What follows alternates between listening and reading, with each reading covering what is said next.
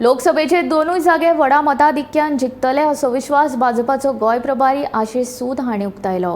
भाजपाच्या स्थापणूक दिसा निमतान मुरगांवां आयोजित केल्ले कार्यावळींत सूद उलयतालो।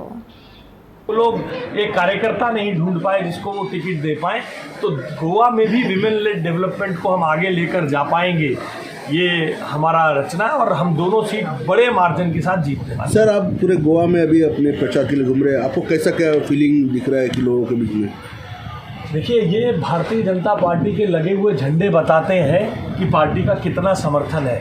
आज गोवा के हर घर पर, लगभग हर घर पर भारतीय जनता पार्टी का झंडा लगाने का काम भारतीय जनता पार्टी के कार्यकर्ता कर रहे हैं और वो जनता के समर्थन से कर रहे हैं। हम किसी के घर पर झंडा अपनी मर्जी से नहीं लगा सकते हैं। जनता आगे बढ़कर भारतीय जनता पार्टी और नरेंद्र मोदी जी के प्रति अपने प्यार को दिखाते हुए हमारे साथ आ रही है।